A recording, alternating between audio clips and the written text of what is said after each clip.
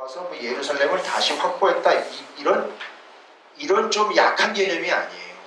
하나님이 원래 가지고 계셨던 그 하나님의 뜻, 바로 뭐죠? 제사장 나라를 세우는 것이 그 뜻이었다는 거예요. 그러니까 돌아와서 이스라엘이 예루살렘으로 들어와서 자기네 집 짓고 자기네 삶을 회복하는 게 문제가 아니고, 원래 하나님이 왕정 500년 동안에도 포기하지 아니하셨던 뭐를요? 제사장 나라를 다시 회복하는 게 하나님의 뜻이었다니까. 하나님의 마음은 총체일관이에요. 하나님이 들쭉날쭉 이랬다 저랬다 하는 분이 아니에요. 그러니까 우리처럼 뭐 이거 하면 울고 저거 하면 웃고 이러는 분이 아니라고. 하나님은 그냥 뜻이 하나가 딱 관철이 되어 있어요. 오늘도 민수기서를 통해서 13장 14장을 통해서 이야기하시려고 하는 게 뭐냐면, 하나님이 인도하셔서 예수 그리스도를 통하여 구원 얻는다는 거, 그거 얘기하는 거 아닙니까? 그러니까 그걸 너는 전하며 살라는 얘기잖아요. 보여주면서 살리는 거죠. 알리면서 살리는 거죠. 그 역할을 하려는 거죠. 그러니까 너희들은 뭐라는 거죠? 제사장 나라라는 거예요. 이게 명확한 거예요. 그리고 제가 지난 시간대도 말씀드렸지만, 요한복음을 통해서 이야기하시려고 하는 게 뭐라 그랬죠? 그럼 우리가 왜 굳이 성경 공부하냔 말이에요. 아니면 아는 것만 잔뜩 늘어나가지고 머리는 커지고, 알고 보니까 뭐 이단이나 뭐 정통교단이나 해가지고 성경 공부하고 말씀 많이 안다르는데 차이가 없어요. 어떻게 보면 이 요한복음 21장에 계속해서 이야기하셨던 하나님이, 예수님이 직접 얘기하신 거죠. 이 말씀들을 다 기록한다면 이걸 다 기록할 만큼 책도 없을 뿐만 아니라, 이걸 책을 기록했을 때 이게 놔둘 데가 없다, 이 세상에. 그 정도로 어마어마한 하나님의 역사에, 예수님의 역사를 이제는 너희가 도마 이야기를 통해서 나를 보고 믿느냐. 이제 이후로는 어떻게 믿는다는 거죠? 나를 이제 알고 믿도록 하기 위하여 어떻게 따랐어요? 이 말씀을 기록했노라, 이야기합니다. 그러니까 여러분이 지금 이 말씀을 공부하고 배우고 있는 이 이유는요, 알고 믿도록 하기 위한 과정이지 여러분의 지식을 늘려놓으려고 하는 게. 자, 이제 여러분 지식이 높아지면 어떤 일이 생기냐면요, 지식대로 가고 삶대로 가는 거예요. 따로 가요. 안 된대요. 맨날 가봐야 안 된대. 그 사람들 얘기하는 게 그거예요. 뭐 공부해봐야 안 되고 믿어봐야 안 된대. 그러니까 따로 가는 거기 때문에 안 되는 거예요. 되는 게 이상한 거예요. 이게 지금 성경을 한 번도 제대로 못 읽었는데도 신앙생활에 별 문제가 없어요. 그거 심각한 거예요. 말씀을 제대로 알지도 못하는데 별 문제 없이 신앙생활이 잘 돼요. 그거 문제인 거예요. 말씀을 모르는데도 그냥 어영부영 돼가고 있더라는 거예요. 그거 정말 잘못된 거예요. 뭔가 이상이 있는 거예요. 그건 정상이 아니에요. 그러니까 지금 하나님께서 우리에게 예수 그리스도를 통하여 복음이요 말씀을 주신 이유는 딱 한 가지예요. 다른 거 없어요. 하나님을 알고 믿도록, 예수를 알고 믿도록 하기 위해 말씀을 주신 거지, 이걸 가지고 지식을 키우고 잘난 척하라고 한 게 아니에요. 심지어 이단을 대척하라고까지 준 게 아니에요. 여러분, 진리만 붙잡고 있으면 이단은 왔다가 튕겨져 나가게 돼 있어요. 이단을 이해하고 판단도 해야 되지만, 그보다 더 중요한 게 뭐냐면 진리를 확고하게 붙잡고 있어야 되는 거예요. 그래야 이게 뭔가 아닌가 긴가가 판단이 된다는 거죠. 너무 지금 요새는 이제 바쁘다 보니까 진리를 연구하려면 시간이 걸리니까 이단을 연구하는 쪽으로 이제 좀 많이 돌아갔어요.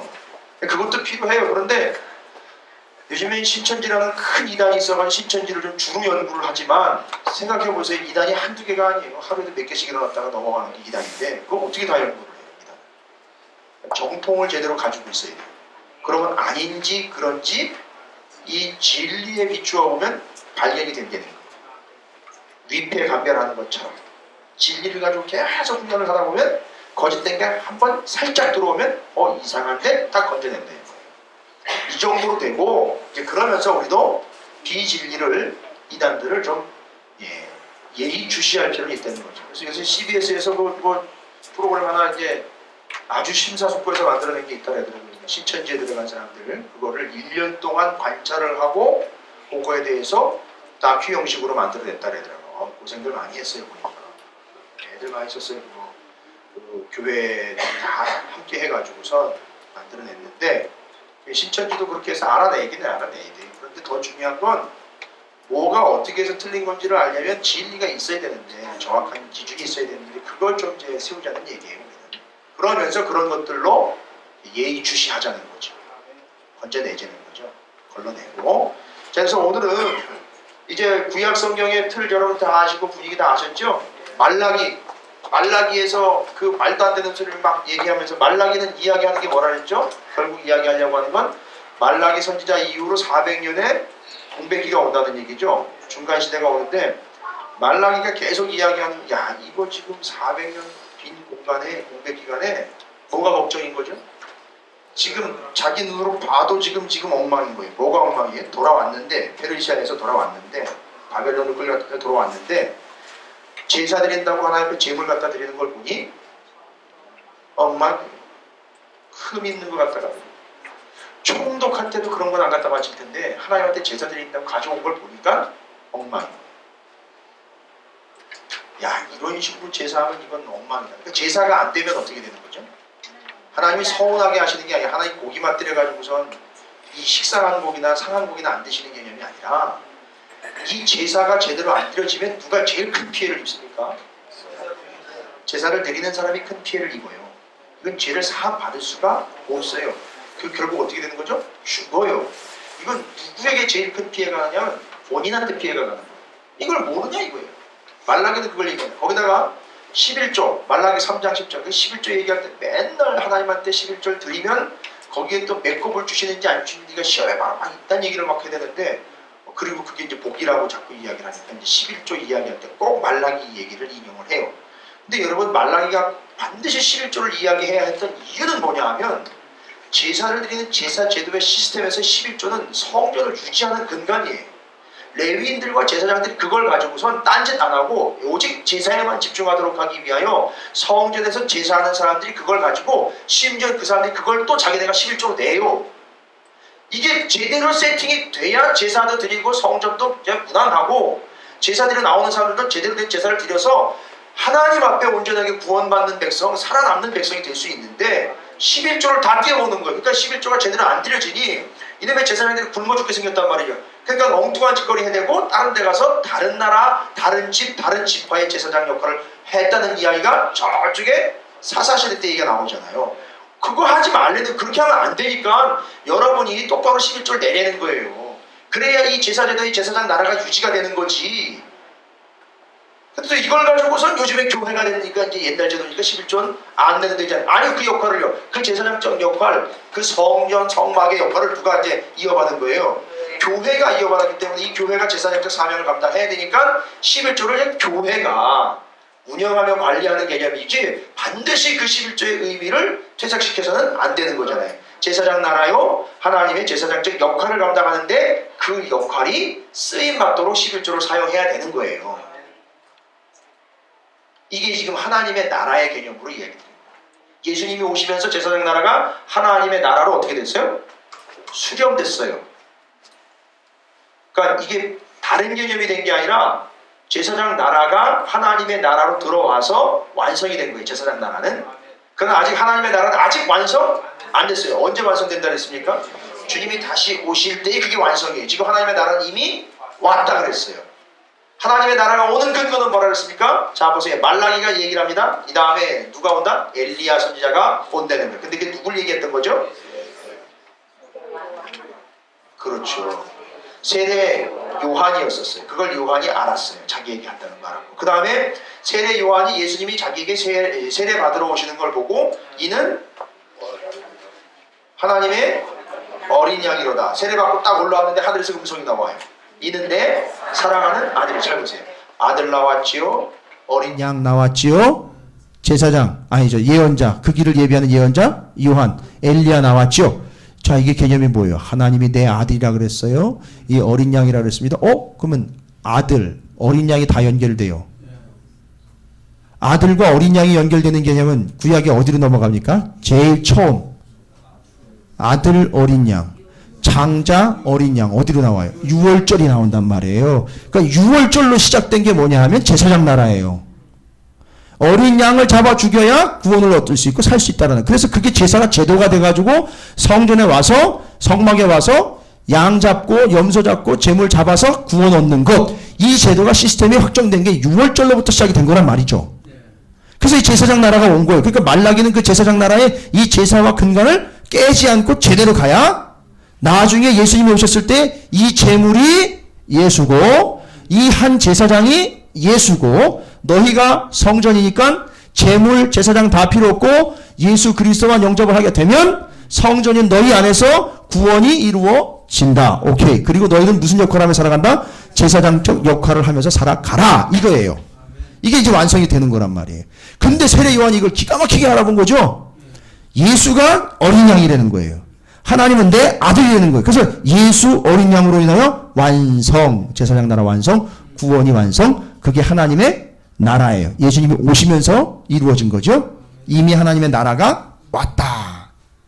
그러니까 예수님은 양으로 오고 제사장으로 오신 게 아니라 의미상으로는 그렇게 와서 완성을 해냈고 이분은 뭘로 오신 거냐 하면 제사장 나라를 완성해서 통치자로 오신 거예요.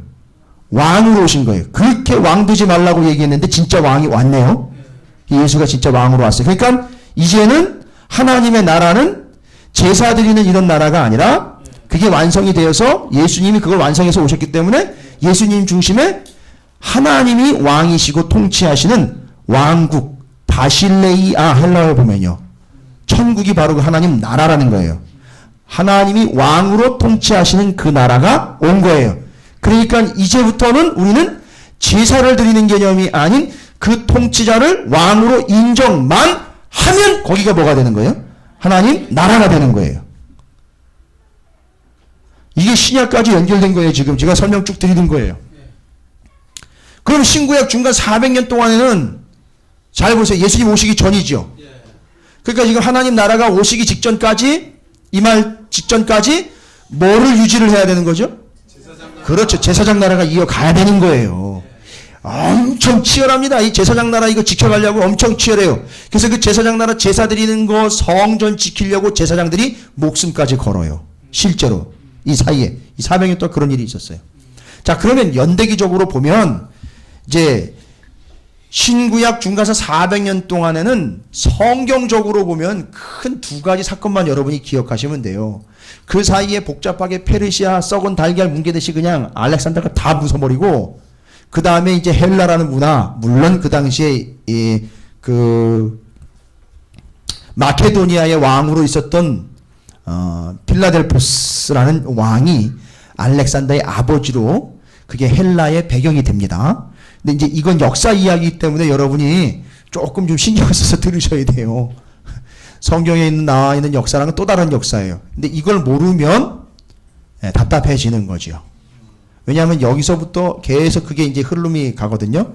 이 중간에 이 전체 제국을 지배했던 나라들과 이 제사장 나라의 개념인 유대인들이 계속 부딪히거든요. 제사 못 드리게 하고 막 이래요. 제국들이. 그게 그 역사예요. 중간 역사입니다. 근데 페르시아에 의해서 끌려갔다가 뭐 페르시아가 이제 정권을 잡으니까 페르시아가 한 200년 갑니다. 그러다 보니까 그 후에 페르시아가 지배했을 때 대권을 이어받아서 그 헬라 문화를 이끌어 가게 되는 이제 알렉산더가 등장을 하게 돼요. 이게 이제 이 그리스 문명을 배경으로 해서 헬라라는 나라가 등장을 하게 됩니다. 누구를 이어서요? 페르시아를 이어서요. 그래서 페르시아를 정리를 하고 헬라가 등장을 해요. 근데 헬라에는 유명한 왕이 바로 그 알렉산더예요. 아버지의 대를 이어서 헬라의 알렉산더 대왕이 왕이 되는데 왕이 된 지 12년 만에 죽어요. 금세 죽죠. 왕이 된 지 금방 죽습니다. 그리고 죽고 난 다음에 문제가 뭐냐면 이 어마어마한 영토를 헬라가 다 지배를 했기 때문에 전 세계를 이게 땅을 어떻게 나눠 갔느냐가 이제 관건인 거예요. 그러면 이게 문제는 알렉산더가 죽었으니까 알렉산더의 부하들이 나눠 갔습니다. 처음엔 7명, 5명 하다가 제일 중요한 건 두 사람이에요. 두 사람이 전체적인 세력을 다 평정을 하고 나눠 갔습니다. 여러분 이건 성경에 안 나와 있어요. 그런데 카톨릭 성경에 나와 있어요. 천주교 성경에는. 마카베오 상하세에 아주 자세하게 나와 있어요. 우리 성경에는 개신교 성경에는 그 신구약 중간 시대를 가름할 수 있는 성경이 없어요. 말라기 다음에 바로 마태복음으로 나오기 때문에. 근데 이제 그래서 왜 여러분이 카톨릭 성경을 읽으시라는 얘기가 아니라 마카베오 상하서의 내용을 제가 설명을 드리는데 마카베오 상하서의 내용을 설명하는 게 아니라 신구약 중간 역사를 설명해 드리는 거예요. 그런데 그 마카베오 상하서에 그 내용이 나와 있다는 거죠. 근데 거기에 보면 또 자세하게 나와 있어서 신구약 중간사를 가늠할 수 있어서 카톨릭 성교, 천주교 교인들은 어느 정도는 맥은 잡고 있어요. 그 중간 역사에 있어서. 뭐 그들과 좀 비교하자는 얘기가 아니라 우리 교회 성도들이요, 정신 차려야 돼요. 조금 좀 열심을 내셔서 그 중간의 역사, 좀 끊어진 듯한 역사인데, 아니 끊어진 게 아니에요. 실은 계속 갑니다. 그걸 좀 신경 쓰셔서 좀 배우셔서 익혀놓으셔요. 시간이 될 때마다. 그래서 페르시아 다음에 헬라의 알렉산더가 12년 만에 죽습니다. 죽고 두 부하에 의해서 점령한 땅이 나눠지게 돼요. 그 두 부하가 누구냐? 프톨레미라는 사람하고요, 셀레우쿠스라는 사람이에요.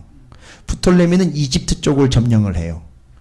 그 다음에 셀레우쿠스는 유대 저 북쪽으로, 저 시리아 쪽하고 저 위쪽을 좀 점령을 합니다. 오른쪽으로 해서. 두 개의 세력이 팽팽하게 대립을 해요. 근데 지금은 전체적인 흐름과 세력으로 보면 어느 나라라는 거죠? 헬라잖아요. 헬라의 그 거두인 알렉산더의 부하들이에요. 알렉산더가 죽고요. 그러다 보니까 이 헬라의 두 세력이 각축을 벌이는 각축장이 어디였느냐 하면 유대예요. 누가 이 유대를 먹느냐 마느냐 막 이래가지고 아이고 엄청나게 각축을 벌려요. 처음에는 그래서 제가 약사로 말씀드리는 거예요. 약해서 자세하게 안 하고, 처음에는 알렉산더의 부하 둘 중에 누구냐, 프톨레미라는 왕조에서 유대를 점령을 해요. 이집트와 함께 점령을 합니다. 근데 이 프톨레미 왕조는 페르시아가 이 이스라엘을 점령했을 때는 크게 다르지 않아요. 정책이 바뀌질 않습니다. 호의적으로 대해줘요. 프톨레미 왕조는. 기억하십시오. 프톨레미 왕조예요. 프톨레미 왕조 때 이제 중요한 일이 생기는 거예요. 프톨레미 1세가 유다를 정복하고 있어서 프톨레미 2세로 넘어갈 때 어떤 일이 있었느냐면 BC 280년경인데, 그때가 BC 280년에서 한 240년까지 가거든요. 프톨레미 2세가. 그때 무슨 일이 있었느냐면 알렉산드리아에 아주 유명한 유적이 하나, 유적이라고 그 당시 아주 그 유명한, 그 세계적으로 유명 명소가 하나가 생겨요. 자랑거리이죠. 프톨레미 왕조에 의해서 프톨레미 2세 때. 그게 바로 뭐냐면 알렉산드리아, 이집트의 알렉산드리아. 왜 알렉산드리아가 됐는지 아시죠? 도시 이름이 알렉산더의 이름을 따서. 거기 한 100만이 살아요. 그 당시 로마보다 더 많이 살았대요, 인구가. 그리고 거기에 12만 정도가 유대인들이었어요. 근데 거기에 유명한 명소가 하나 있었어요. 뭐냐면 알렉산드리아 도서관이에요.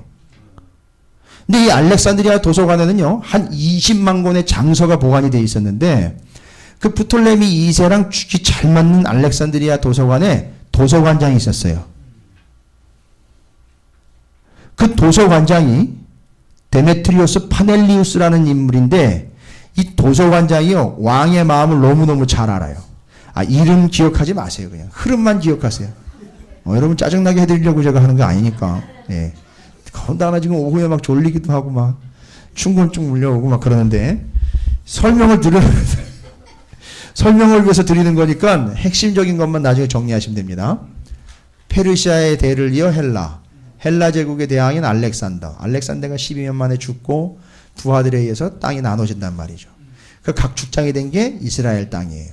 처음엔 프톨레미 왕조가 점령을 해요. 그 다음엔 셀레우쿠스 왕조가 점령하겠죠. 근데 프톨레미 왕조가 점령했을 때 중요한 일이 생겨요.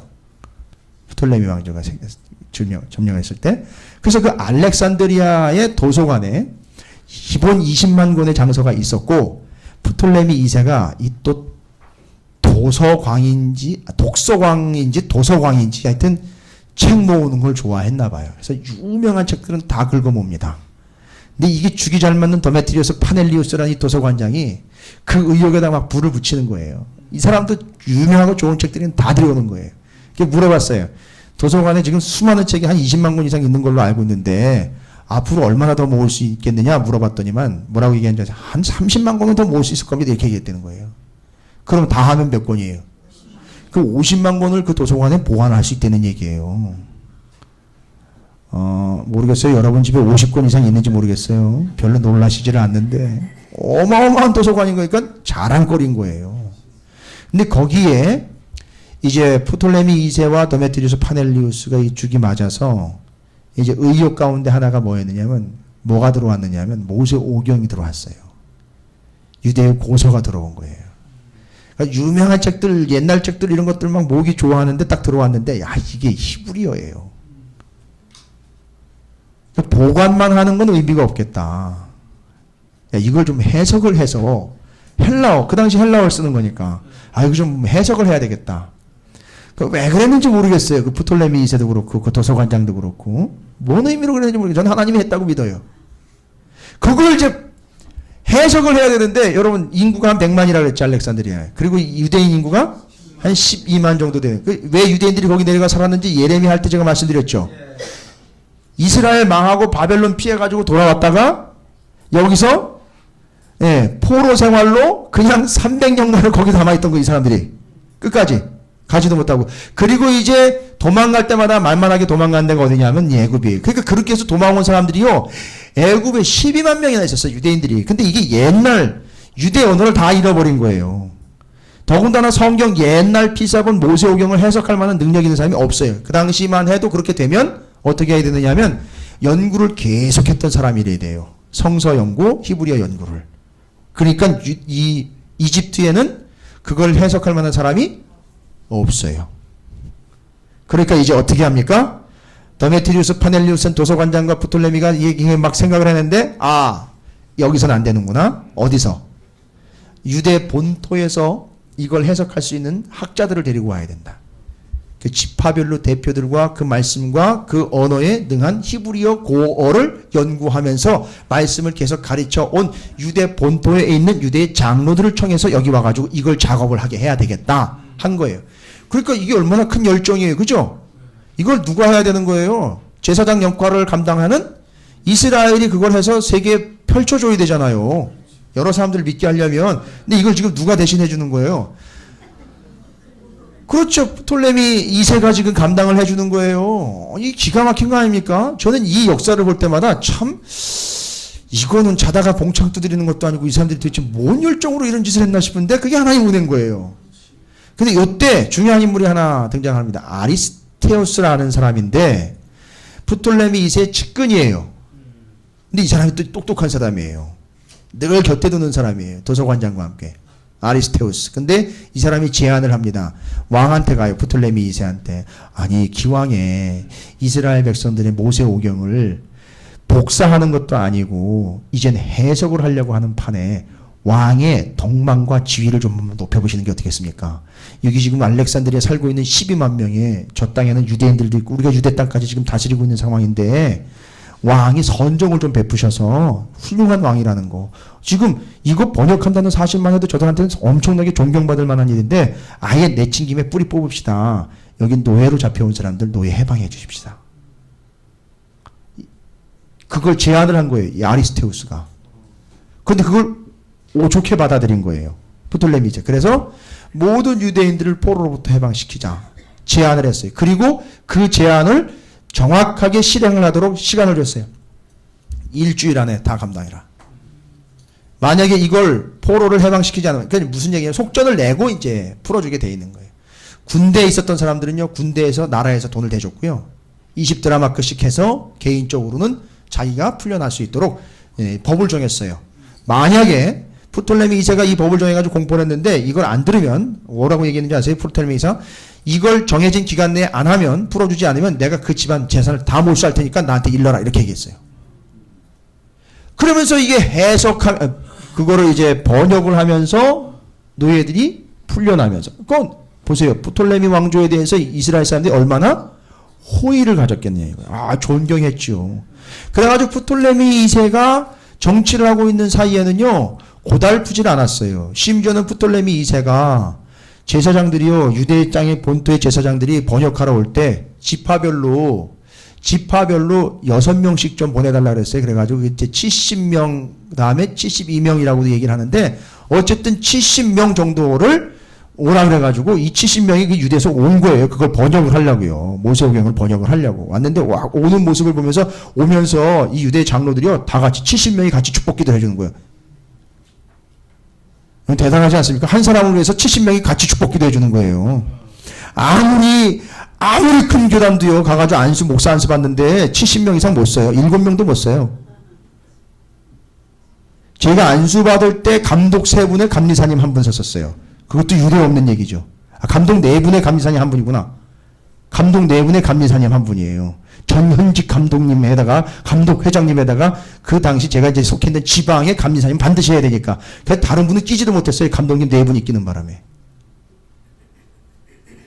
끼해야 4-5이에요. 근데 70명이 와가지고 안수를 축복해 주는 거예요. 이 왕을 위해서. 이 왕이 울었다 그래요. 너무 좋아가지고. 막, 그 감정이 격해져가지고 울었다. 그리고 최대한 좋게 대우를 해가지고 좋은 집에서 번역하게 만들었어요. 그래가지고 그걸 다 번역해가지고 나온 게 뭐냐 하면 70명이 번역했다는 70인역인 거예요. 그걸 유대의 히브리어를 헬라어로 번역을 해 놓은 거. 그래서 그게 70인역인 거예요. 그래서 여러분 들어는 보셨을 거예요. 계속 70인역, 70인역인데 그게 뭔가 했더니만 요런 요런 역사적인 배경을 가지고 있는 성경이에요. 그래서 예수님이 신약 성경에도 그렇고 신약 성경에 많은 구약 성경을 인용할 때에 70인역 성경을 많이 인용을 했어요. 구약의 내용이지만 번역본은 70인역 번역본을 많이 사용을 했어요. 실제로. 그게 70인역이에요. 그 생각해 보세요. 그 70인역이 번역이 됐어요. 신구약 중간시대 때 그것도 한 300년? 기원전 300년에서 200년 사이에 있었던 일이니까 앞으로 한 200-300년 정도는 더 가야 되는데 그 성경이 번역이 되면서 헬라어로 퍼지게 된 거예요. 저는 어디까지 보고 싶으냐 하면 이 동방박사라는 개념들 있잖아요. 저쪽에 동방은 바벨론 쪽 아닙니까? 페르시아 그쪽 넘어서 그쪽까지 이야기하는 거예요. 제가 봤을 때 한 200-300년 동안 이 성경이 헬라어로 번역됐기 때문에 많이 퍼졌을 거라고 저는 믿어요. 동방박사들이 성경을 모르질 않아요. 이미 알고 있어요. 그 근거들이 충분히 있고요. 그냥 별만 따라왔다. 이 별잡이들이 아니에요. 그 예수에 대한 이야기를 알고 있는 거예요. 모를 리가 없습니다. 그러니까 그냥 엉뚱하게 생뚱맞게 거기서 올 사람들이 아니에요. 그 사람들은. 그 근거들이 분명히 있기 때문에 그건 이제 학설적으로 증거를 대야 되니까 여기까지만 제가 말씀을 드릴게요. 동방박사들이 성경을 알았느냐 몰랐느냐 저는 알았을 거라고 믿고요. 왜냐 70인역이라는 성경이 그렇게 번역이 되면서 아주 본물 터지듯이 유대인들의 문서들이 번역되기 시작을 했어요. 헬라어로. 많이 번역됐습니다. 자, 이게 첫 번째 신구약 중간시대 때 이런 일이 있었어요. 프톨레미 왕조. 요거 잊지 마세요. 그래서 구약 성경이 어떻게 됐다고요? 그 당시 언어인 헬라어로 번역이 됐어요. 그래서 성경이 세계화가 되는 거예요. 이게 신구약 중간시대 때 엄청나게 중요해요. 그러고 보니까 제사장 나라로 전 세계를 구원을 하려면 이게 필요했던 거예요. 개념이 그냥 따로따로 노는 게 아니에요. 지금 그래서. 하나님이 이 성경을 번역을 해서 세계 열방이 읽게 해야 되는데 그래야지 그들이 그걸 믿고 알고 오게 돼 있잖아요. 돌아오게 돼 있잖아요. 구원받게 돼 있잖아요. 그러니까 이 성경 번역 중요한 거예요.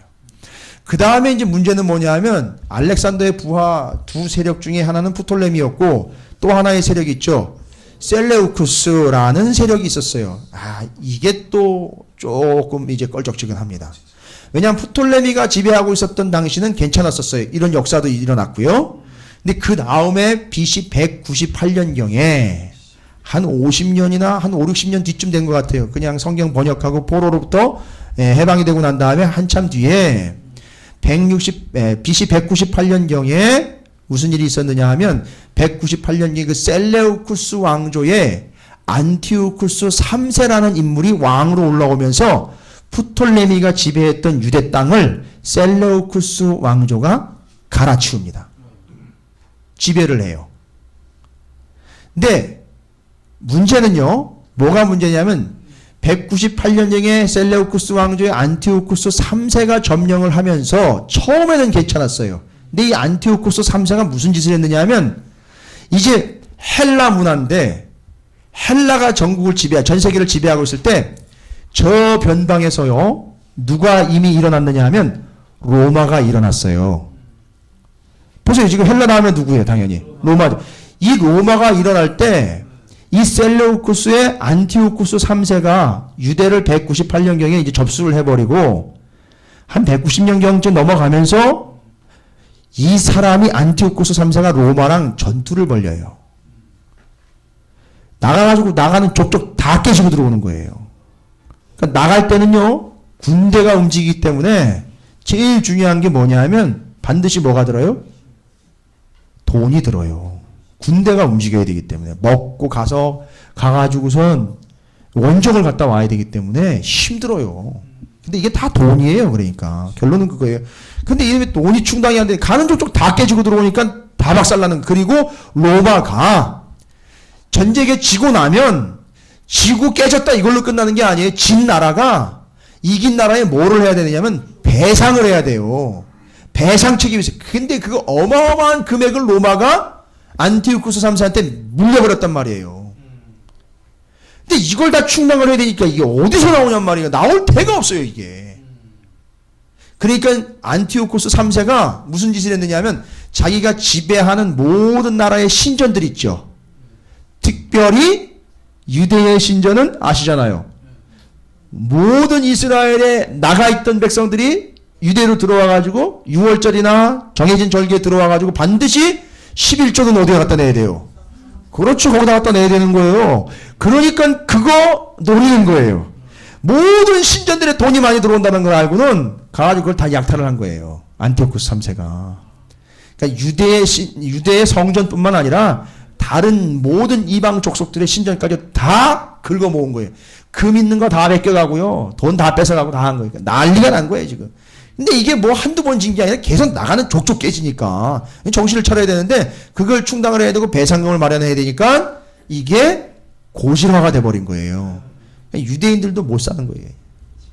아니 이놈의 성전 우리가 잘 먹고 잘 살자고 하는 게 하나님께 제사를 드려야 되는데 저 안티오쿠스 3세가 저게 지금 저 짓을 하고 있는데 못 살겠다는 거예요. 근데 다른 나라도 그래요. 그러다가 안티오쿠스 3세가 암살을 당해요. 결국은.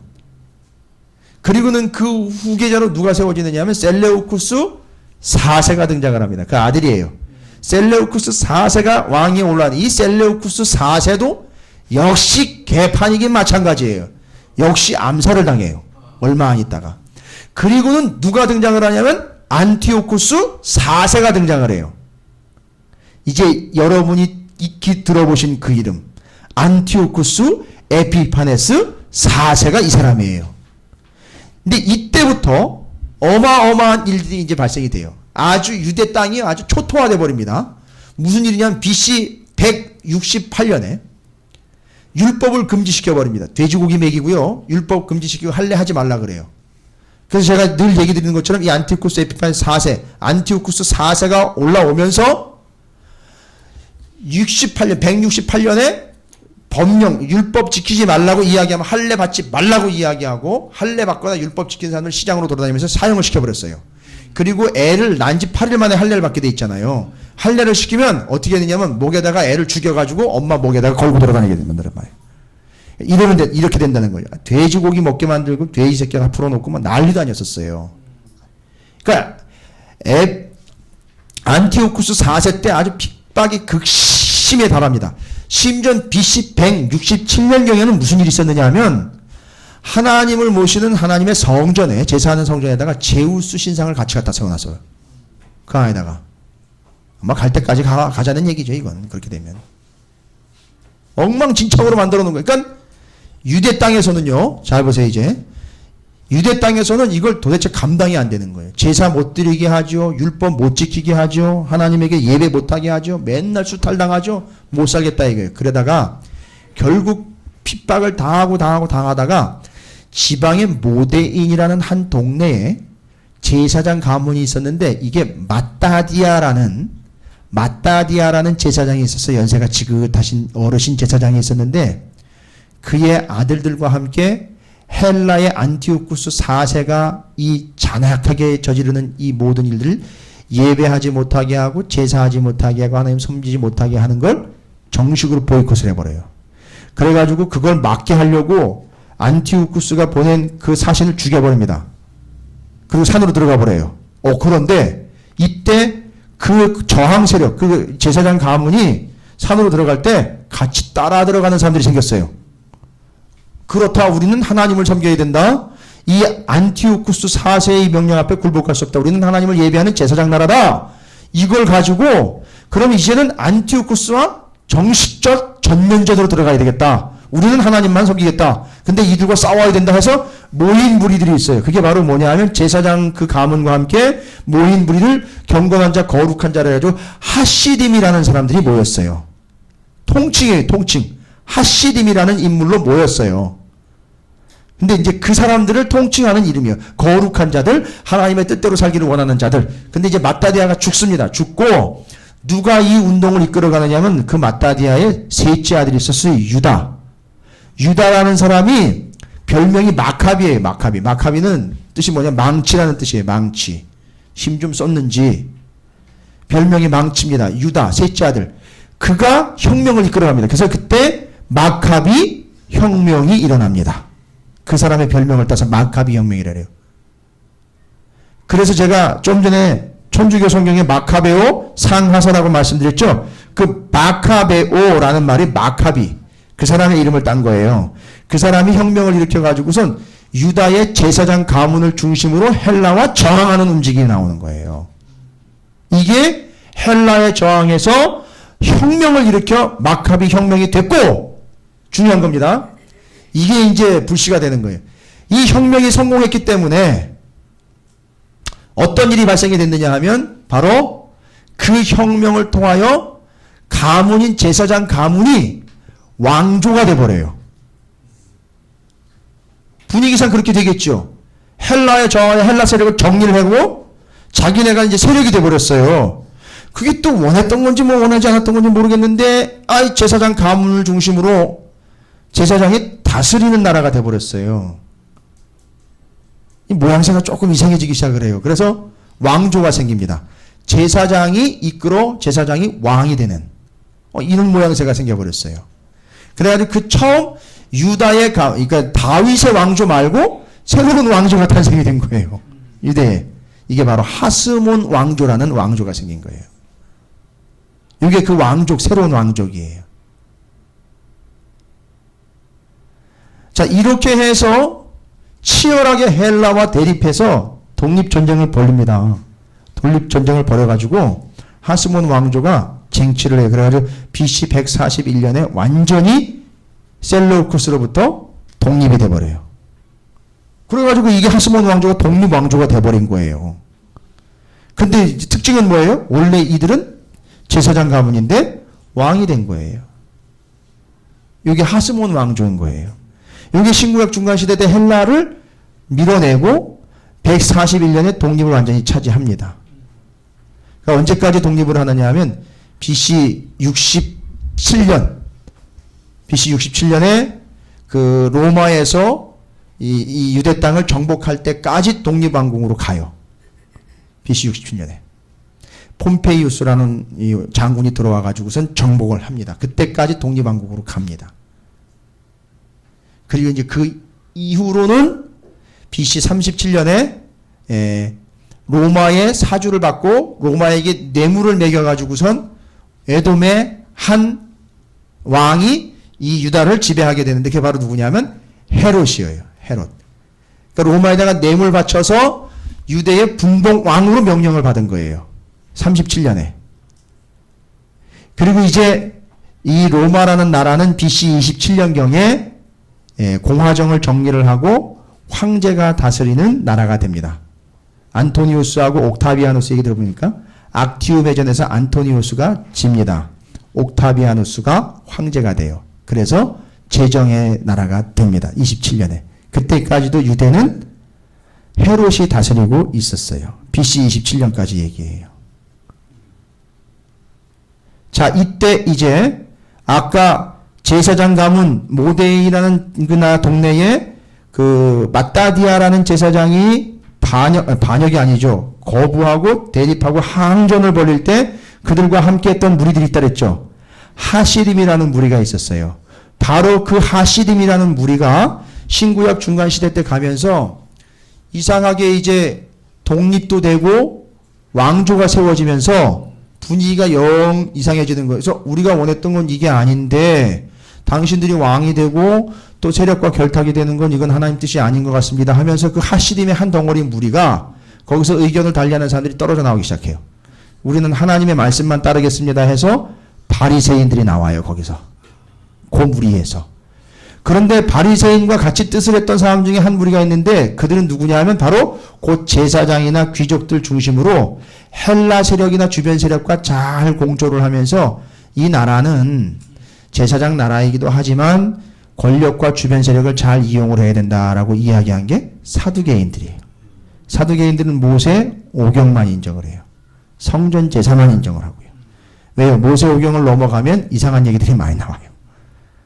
부활 얘기 나오고 천사 얘기 나와요. 이게 그 당시 헬라 철학과는 위배되기 때문에 채용을 안 하려고 모세 오경만 쓴 거예요. 사두개인들은. 부활도 없고 천사도 없다 그랬죠. 이게 자꾸 뭐랑 부딪히는 거예요? 헬라 문화와 부딪히니까 적용을 안 하는 거예요. 그러니까 사두개인과 바리새인으로 나눠지게 됩니다.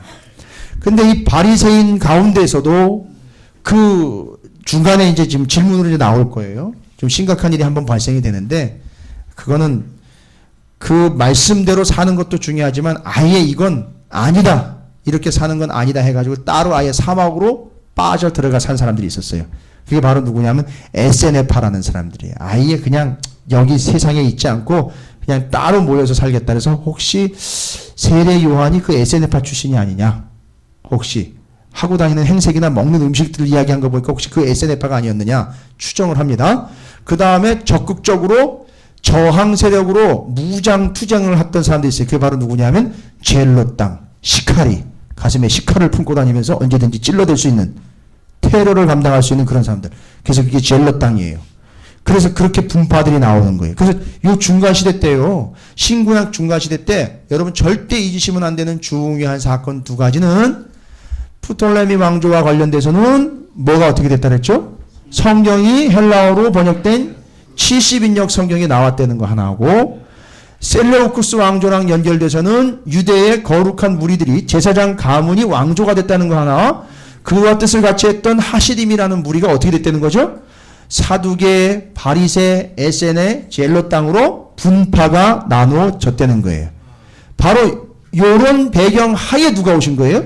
예수님이 오신 거예요. 그게 복음서로 들어가는 배경이 되는 거예요.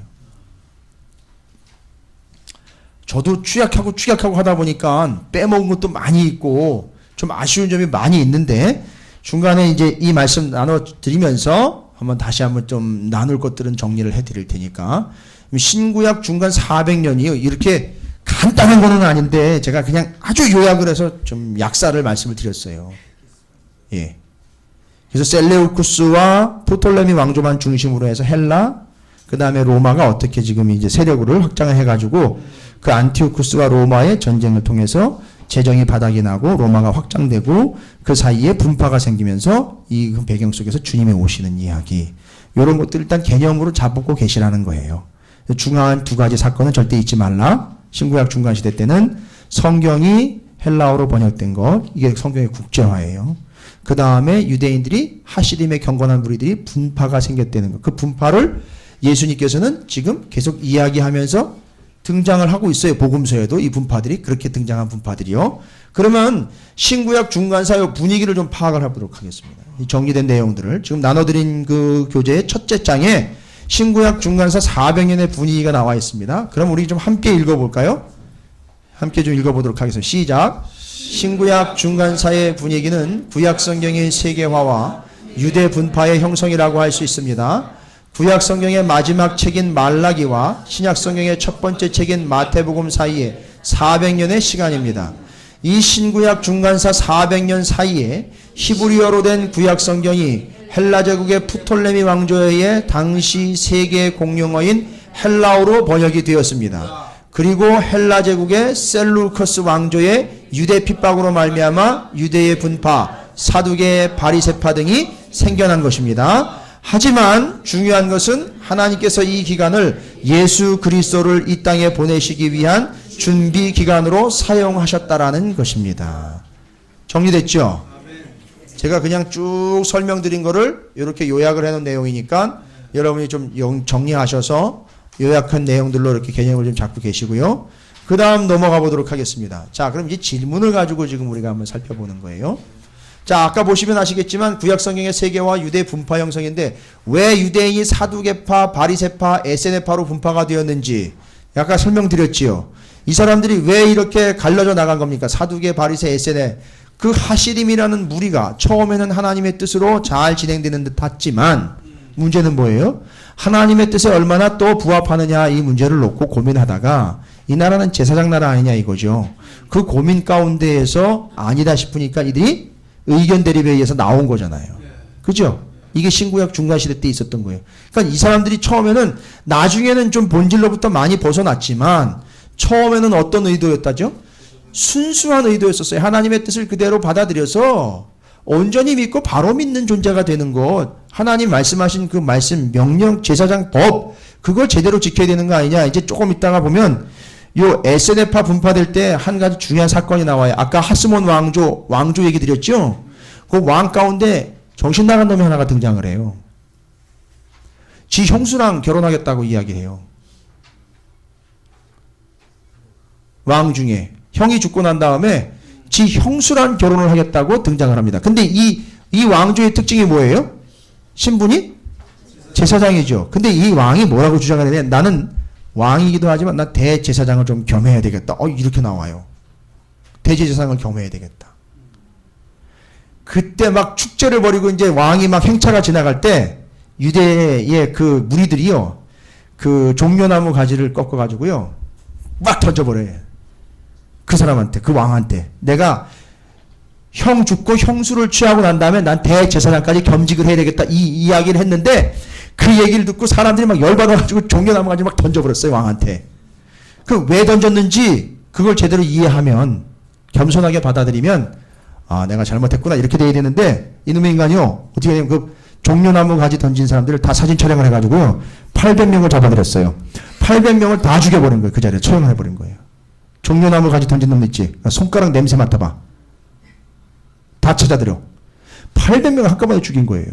여러분 이 사람들이 왜 그 왕에게 대해서 어마어마한 비난과 함께 종려나무 가지를 던지면서 비난을 했는지 아세요? 야유를 보내고. 그거는 종려나무 가지고 때린 거예요. 말하자면. 때린 거나 마찬가지. 너 인마 나쁜 놈이다. 너는 안 된다. 왜 그랬을까요? 그냥 왕 노릇하면 문제 없어요. 근데 이 사람이 뭐가 되겠다 그랬어요? 대제사장이 된다 그랬어요. 그럼 뭐가 걸리는 걸까요?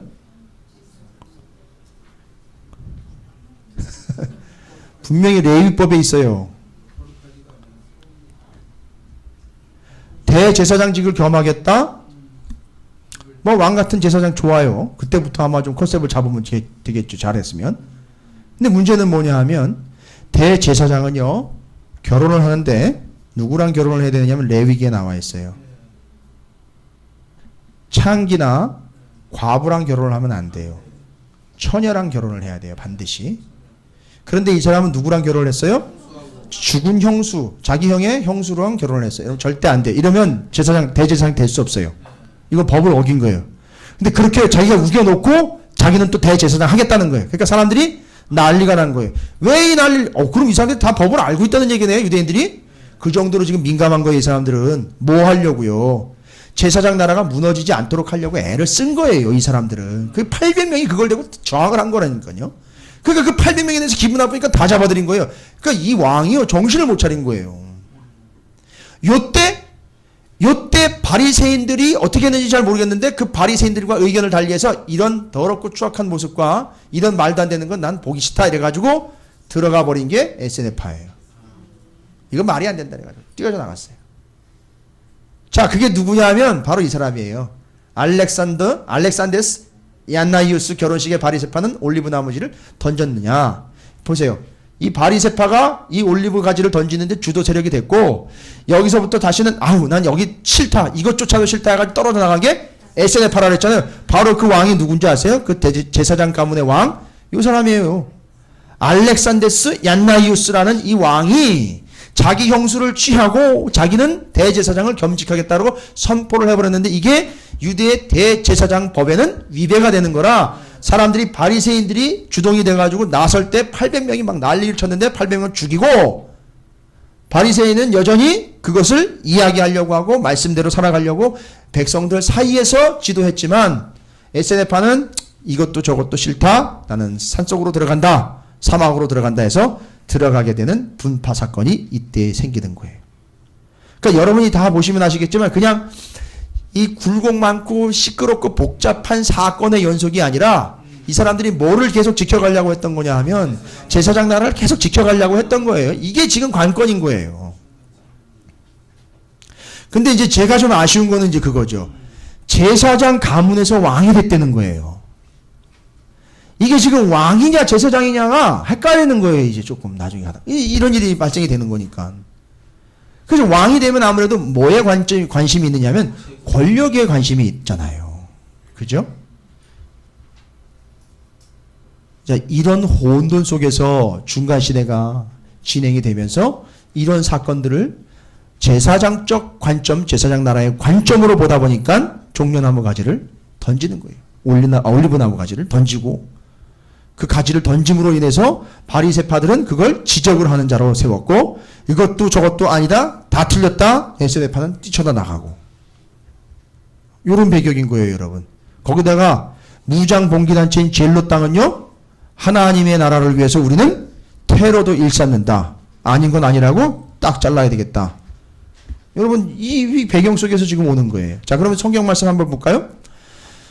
말라기 4장 5절에 보면 보라 여호와의 크고 두려운 날이 이르기 전에 내가 선지자 엘리야를 너희에게 보내리니. 지금 이 중간 기간은 이 선지자가 오기 직전의 상황인 거죠. 그 사이에 있었던. 그러니까 말라기 그 다음에 엘리야 세례 요한이 연결이 돼야 돼요.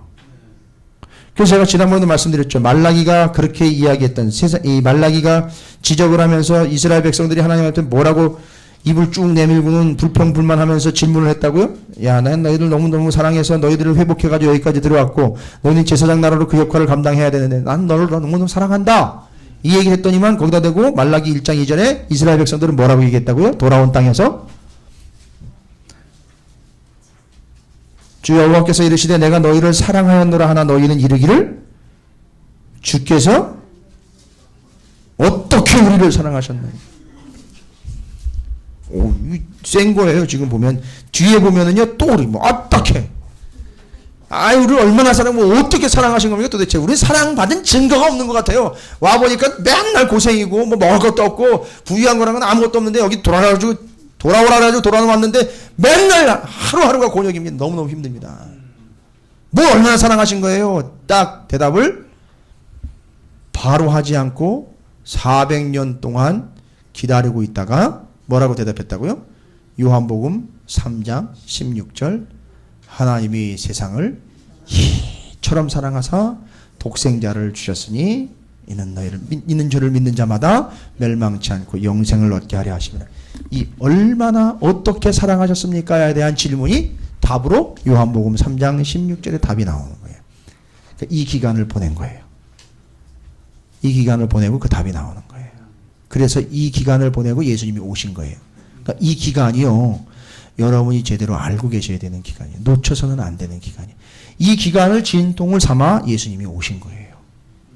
그리고 이 진통들을 겪는 이스라엘 사람들의 모습을 보면서 왕 같은 제사장으로서 제사장 나라가 얼마나 소중한 건지를 이들이 치열하게 지켜왔고 거기서 분파가 생기며 하나님의 성경이 국제화가 되며 세계화가 되면서 번역됐다라는 이 사실을 통해서 이것이 세계화 곧 제사장 나라로서 제사장적 역할을 감당하는 이스라엘의 몫이 되겠구나. 계산이 딱 나오는 거예요.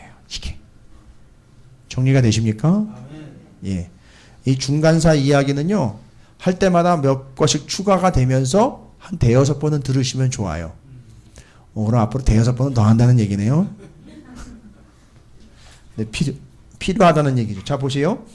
마태복음 17장 12, 13절. 내가 너희에게 말하노니 엘리야가 이미 왔으되. 그렇죠. 이게 엘리야가 누군 거예요?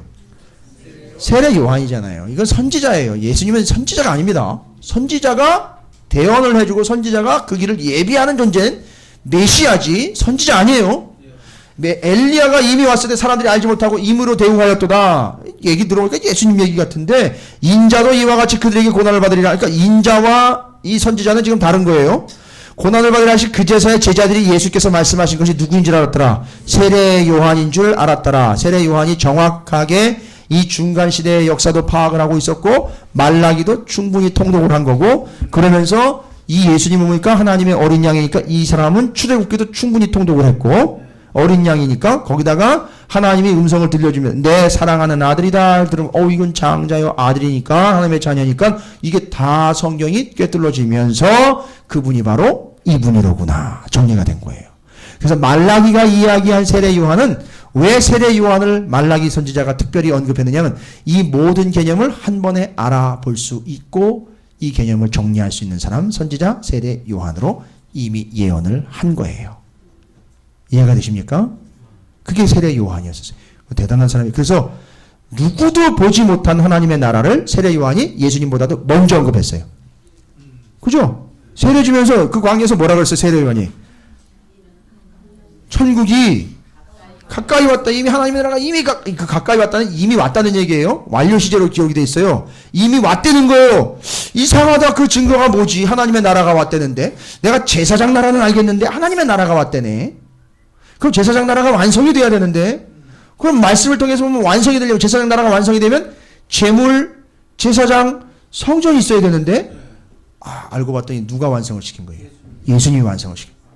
그래서 완성된 이후로 그 나라는 제사장 나라를 포함을 한 하나님의 나라, 하나님이 통치하시는 나라, 하나님 나라가 누구를 통해 된 거예요? 예수 그리스도를 통해서 된 거를 세례 요한이 선포하는 거예요. 그래서 하나님의 나라 천국이 이미 가까이 왔다라고 이야기한 게 그 내용인 거예요.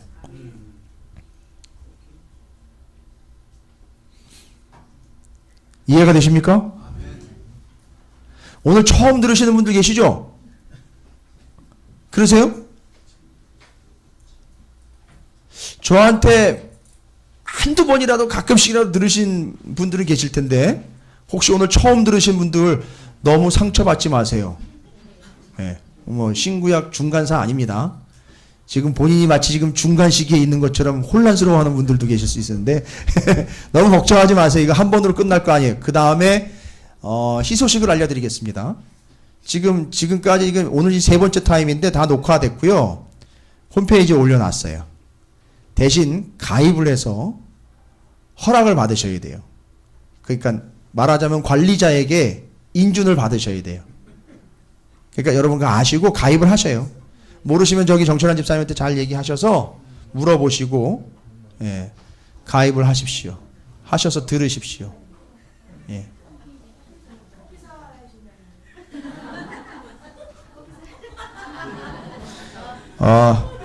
기왕에 수강료 안 받고 시작한 건데 실은 아니 저 미국에 있는 어떤 목사님이나 전사님들이 지금 이거를 지금 기다리고 있는 분들이 계셔서 일단은 좀 공부를 해야 된다 그래서 그렇게라도 해야 되는 그런 분들을 위해서 일단 올려놓은 거예요. 예, 그래서 지금 이 올라가 있으니까 카페가 아니면 홈페이지에 가입을 하셔서 들으시면 됩니다. 다 올려놓으셨더라고요. 보니까 지난 것까지 다. 대신 너무 가볍게는 하지 마세요.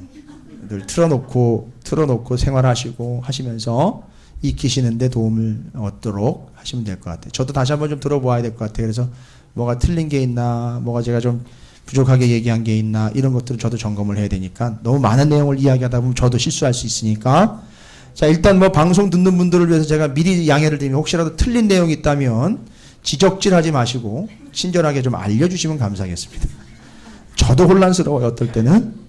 지금 이제 중간사 같은 경우는 연도가 막 왔다 갔다 할 수도 있으니까 또 연도 너무 따져가지고 그러지 말고 흐름을 얘기하는 거니까 저도 다시 보고 다시 정리를 하도록 할 테니까요. 자, 이게 신구약 중간사예요. 복잡한데 이렇게 정리가 됐어요. 여러분. 이건 제가 정리한 건 아니에요. 이건 물론 조병호 박사님이 정리를 한 겁니다. 그분께 상당히 존경심을 제가 표합니다. 예. 대단한 분이긴 해요. 그래서 여러분, 그래도 그 좋은 기회를 얻으신 거예요. 예.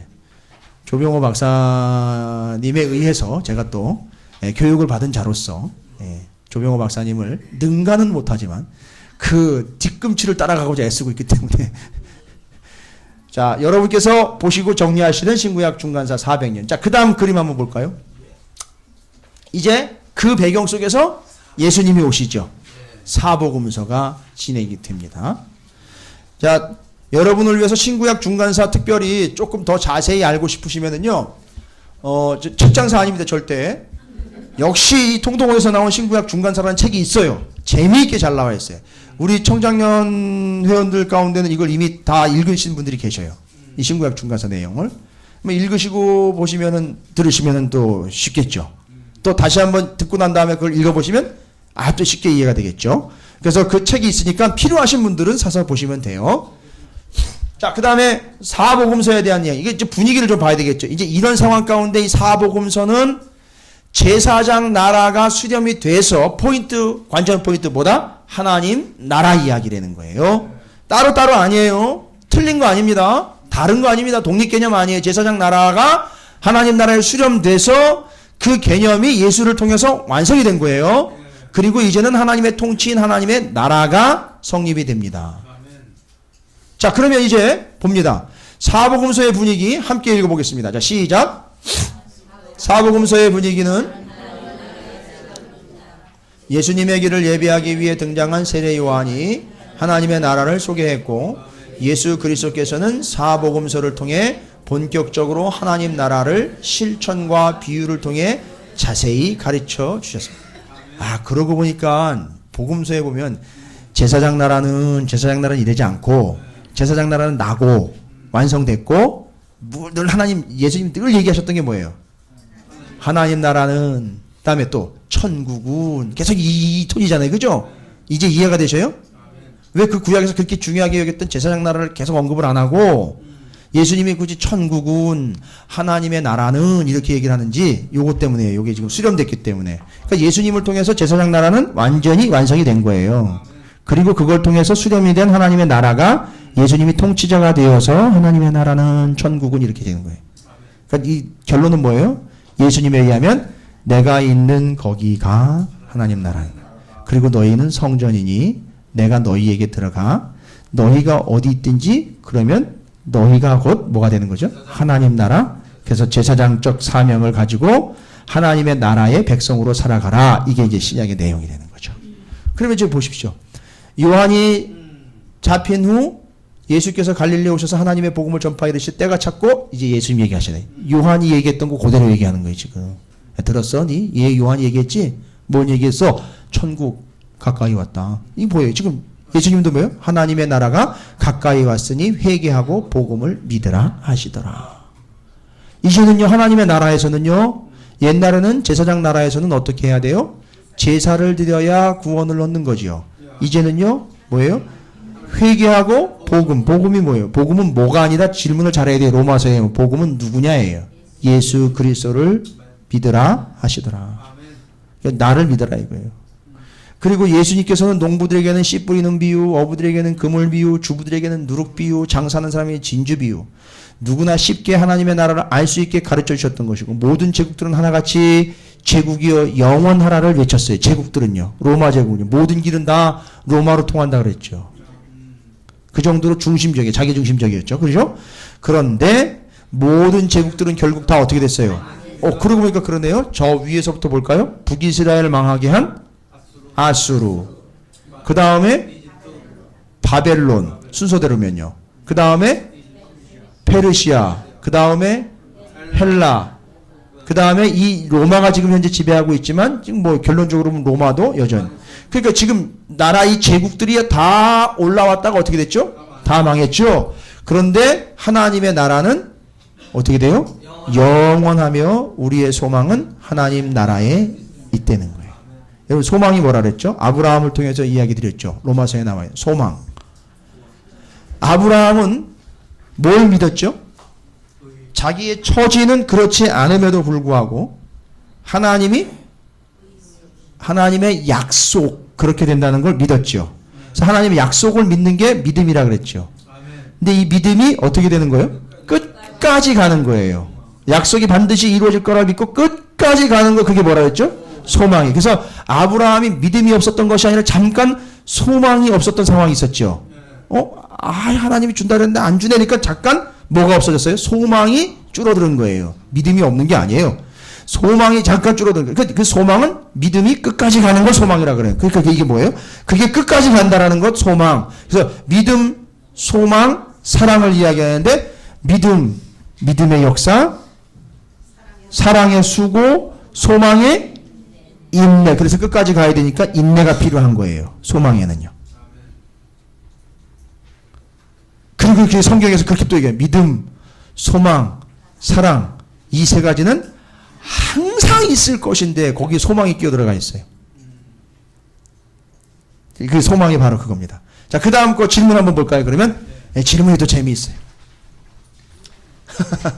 하나님 나라 셋업입니다. 자, 이 질문, 아니 저것도 질문 같은 질문이라고 한 겁니까? 예, 맞아요. 중요한 질문이에요. 첫 번째 질문이 뭡니까?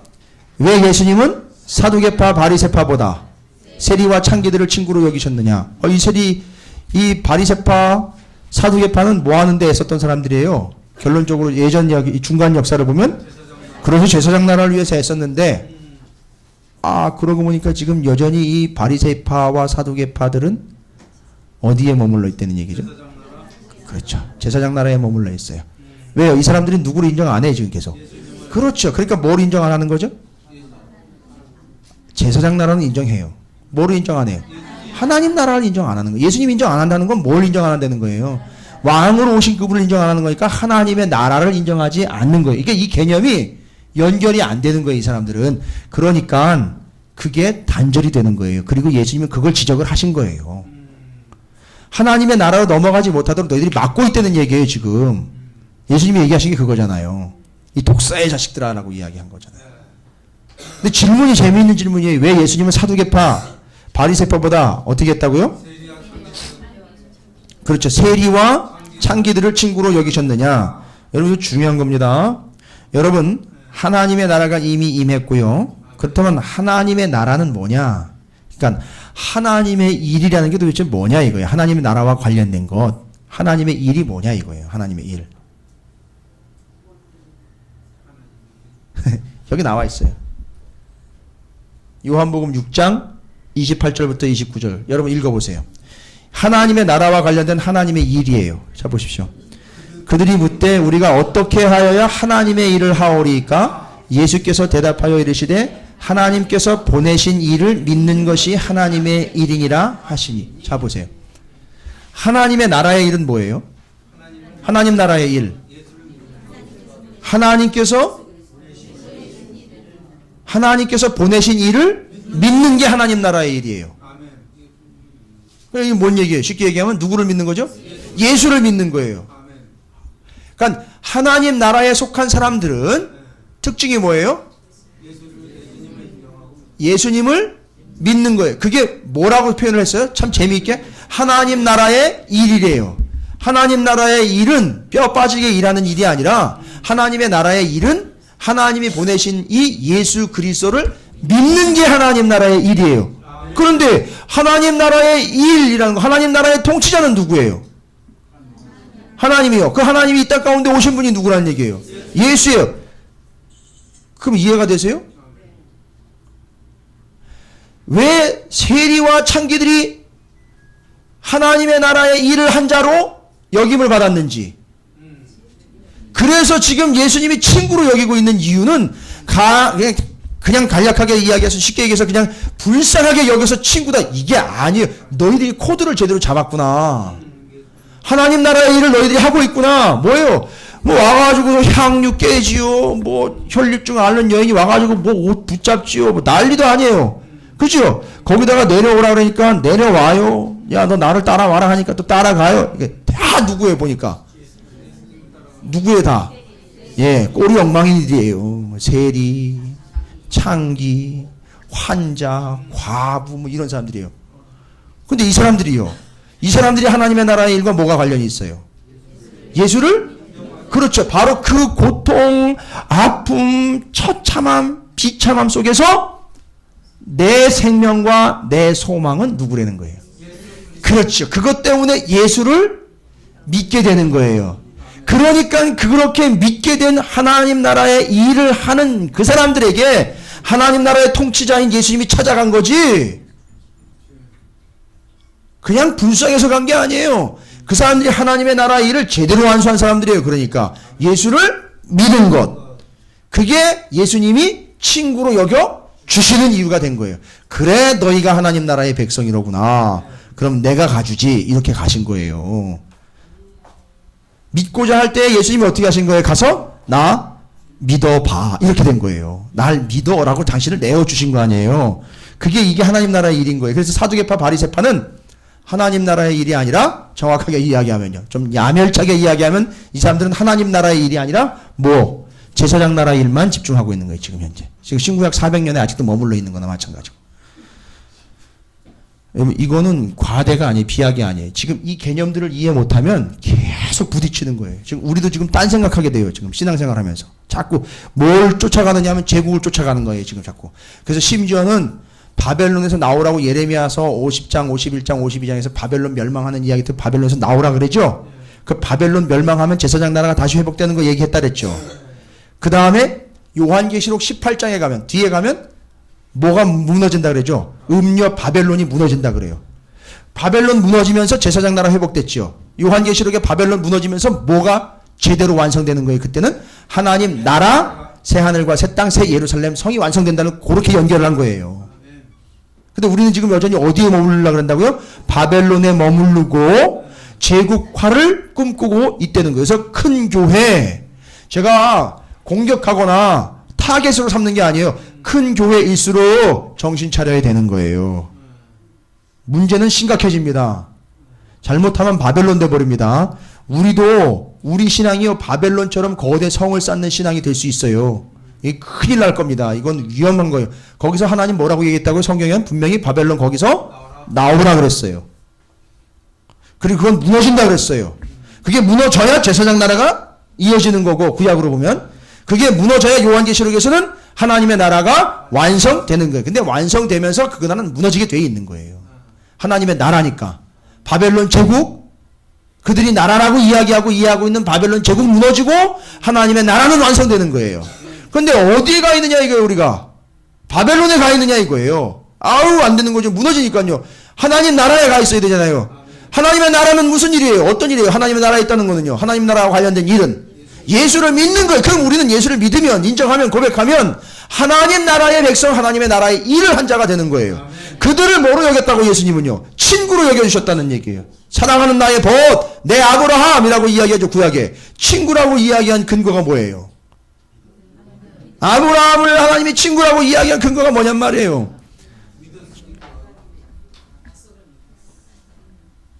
약속을 믿고 친구는 뭐를 나눠요? 마음을 나누지요. 공감하지요. 말하지 않아도 알아요. 그게 친구예요. 뭔 말을 하지 않아도 알아요. 아브라함과 하나님이 친구 먹었어요. 하나님이 인정해 주신 거. 너 내 친구야 지금부터. 너 내 마음 알지? 이 얘기인 거예요. 뭘 알아요? 뭐 때문에 마음을 합니까? 하나님의 마음 기가 막히게 알아요. 정확하게 아주. 뭔 마음이에요? 아들내미 잡아 죽여야 되는 마음을 알잖아요. 아들내미 잡아 죽이는 그 마음을 누구보다도 잘 안단 말이에요. 아브라함이 이삭 자기 아들 잡아 죽이려고 할 때 그 마음이 하나님 마음이라는 거예요. 그러니까 하나님 뭐라고 해요? 친구 삼으면 너 나랑 친구 먹자 이러면 너 내 마음 알지? 그러니까 그에게 약속을 주신 거예요. 그래 그를 친구 삼으신 거예요. 친구. 그 마음을 아는 거예요. 그들을 위해 내가 왔다는 걸 알고 그들에게 내가 필요하다는 걸 알기에 내가 너 안에 너가 내 안에 우린 친구다 이거예요. 다른 거예요. 이게 그 개념이에요. 하나님의 나라는 이렇게 완성되어 가는 거예요. 여러분 하나님의 일 열심히 하시기 바랍니다. 예, 하나님의 일은 여러 가지 종류가 있어요. 그죠? 예, 하나님을 믿는 일이 예수님을 믿는 일이니까 그거와 관련된 거면 물불 안 가리시고 하시란 말이에요. 그게 하나님의 일이에요. 그리고 하나님의 나라의 백성이 해야 할 일이에요. 백성답게 살려면 돈 가지고 사는 게 백성답게 사는 게 아니에요. 권력 가지고 백성답게 사는 게 아니에요. 요즘 시끄럽잖아요. 그리스도인들이 명단이 올라가고 교회 올라가고 목사들 이름 막 올라가고 난리 다니잖아요. 그게 하나님 나라 일이에요? 아니잖아요. 그거 하나님 나라 일 아니잖아요. 왜 마리아와 요셉은 베들레헴에 가야 했나요? 여러분 생각해 보세요. 왜 마리아하고 요셉은 베들레헴에 가야 했을까요?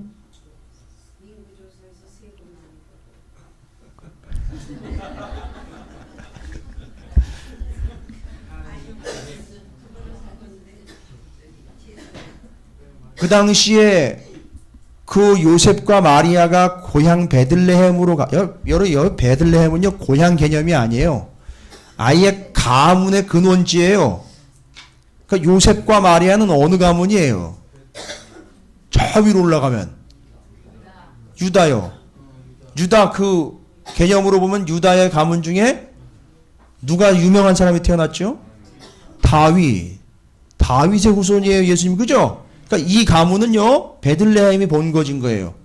본거지에 가야 되는데 여러분 이때 마리아와 요셉이 가야 될 때에 어떤 일이 있었죠? 왜 간 거예요? 호적하라고 뭐가 떨어졌죠? 가서 신고하라고. 신고하라고 누가 명령을 내린 거예요? 황제가요. 아구스도가 명을 내렸다 그랬잖아요. 아우구스투스 로마의 황제. 그 목적이 뭐예요? 돈 거두려고 하는 거죠.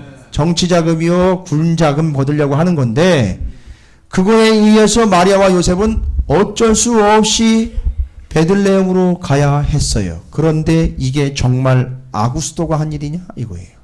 제국의 힘에 떠밀려 가지고 어쩔 수 없이 만삭이 된 예수 그리스도를 태어나게 해야 되는 마리아와 요셉이 울며 겨자 먹기식으로 고달프지만 그 먼 길을 가야 했느냐 이거예요. 예? 여러분 구약 성경 미가서 보십시오.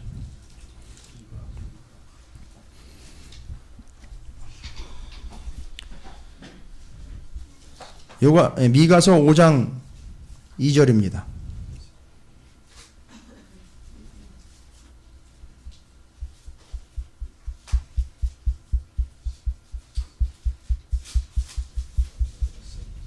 미가서 5장 2절입니다.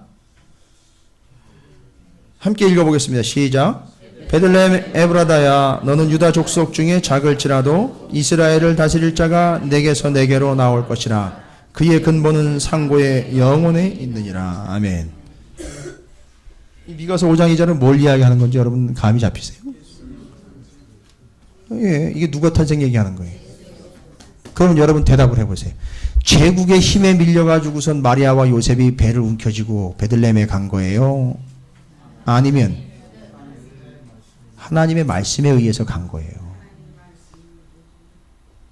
왜요? 하나님 나라가 와야 되기 때문에.